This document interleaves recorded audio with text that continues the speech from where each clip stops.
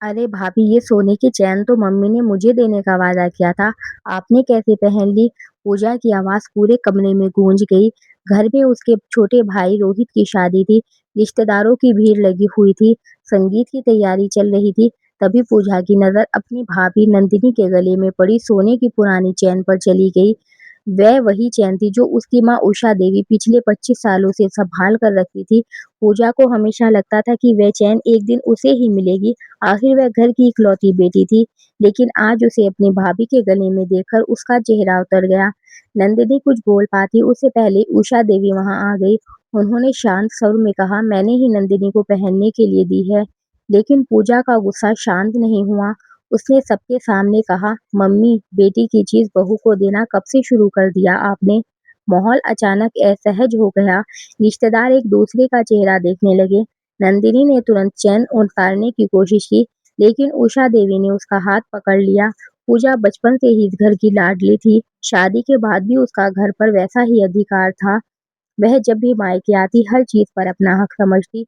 दूसरी तरफ नंदिनी पिछले 4 साल से इस घर की बहू थी। सुबह से रात तक पूरे परिवार का ध्यान रखती थी। उषा देवी की दवाइयों को से लेकर ससुर जी के खाने तक हर जिम्मेदारी उसने अपने ऊपर ले रखी थी। लेकिन उसने कभी किसी चीज पर अधिकार नहीं जताया। उस दिन भी वह चुप रही। उसने मुस्कुराकर कहा, दीदी, अगर आपको बुरा लगा हो तो मैं अभी उतार देती हूँ। लेकिन पूजा का गुस्सा कम नहीं हुआ। उसने ताना मारते हुए कहा, कुछ लोग जल्दी ही घर की मालकिन बन जाते हैं। यह सुनकर नंदिनी की आंखें भर आई, लेकिन उसने जवाब नहीं दिया। शादी का घर था, इसीलिए उषा देवी ने बात वहीं खत्म कर दी। लेकिन रात को अपने कमरे में बैठी वह बहुत देर तक सोचती रही। उन्हें याद आ रहा था कि पिछले 4 सालों में उसने कितनी बार नंदिनी ने इस घर के लिए अपने सपनों की कुर्बानी दी थी।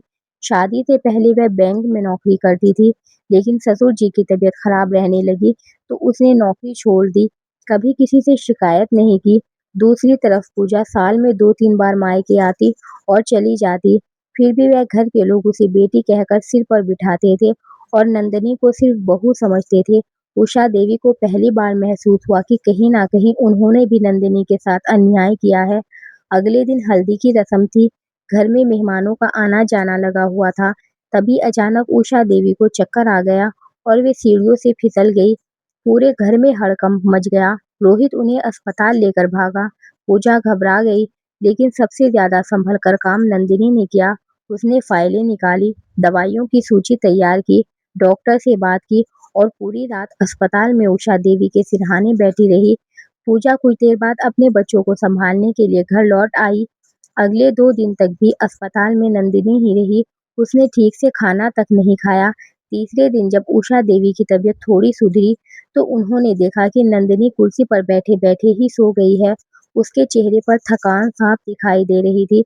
उषा देवी की आंखें भर आई। उन्होंने याद आया कि जब पिछले साल नंदिनी की माँ अस्पताल में भर्ती थी, तब भी नंदिनी उन्हें छोड़कर अपनी सास की सेवा करने वापस आ गई थी। उसने कभी किसी को एहसान नहीं जताया, बस चुपचाप अपना फर्ज निभाती रही। घर लौटने के बाद उषा देवी ने एक फैसला लिया। शादी के अगले दिन जब सारे रिश्तेदार विदाई के बाद बैठे थे, उन्होंने सबको हॉल में बुलाया। फिर अलमारी से वही सोने की चैन निकाल कर लाई। पूजा को लगा कि अब मम्मी वह चैन उसे देगी, लेकिन उषा देवी ने सबके सामने वह चैन नंदिनी के गले में डाल पहना दी। पूरा कमरा शांत हो गया। पूजा हैरानी से अपनी माँ को देखने लगी। उषा देवी ने भावुक होकर कहा, इस चैन की कीमत सोने से नहीं, उससे जुड़ी यादों से है। मैं सोचती थी कि इसे अपनी बेटी को दूंगी, लेकिन आज समझ आया कि बेटी सिर्फ जन्म देने से नहीं बनती, रिश्ते निभाने से भी बनती है। उनकी आवाज भर्रा गई। उन्होंने कहा, जब मुझे जरूरत थी, तब मेरी बहू ने बेटी बनकर साथ दिया। उसने कभी अधिकार नहीं मांगा, लेकिन हर जिम्मेदारी निभाई। इसीलिए आज ये चैन मैं अपनी बहू नहीं, अपनी बेटी नंदनी को दे रही हूँ। पूजा की आंखें झुक गई। उसे एहसास हो रहा था कि वह सिर्फ रिश्तों पर हक देखती रही, लेकिन रिश्ते की जिम्मेदारी नहीं। वह धीरे धीरे उठी और नंदिनी के पास जाकर उसका हाथ पकड़ लिया। फिर बोली, भाभी, नहीं दीदी कहूँ तो चलेगा? ये सुनते ही नंदिनी की आंखों से आंसू बह निकले। उसने तुरंत पूजा को गले लगा लिया। उस दिन पहली बार उस घर में किसी सोने की चैन से ज्यादा कीमती चीज मिली थी, एक दूसरे को समझने की समझ। और उषा देवी को यह संतोष था कि उन्होंने अपनी सबसे अनमोल निशानी सही इंसान को दी है। कहानी पसंद आई है तो वीडियो को लाइक करिए, चैनल को सब्सक्राइब करें और मिलते हैं एक नई कहानी के साथ।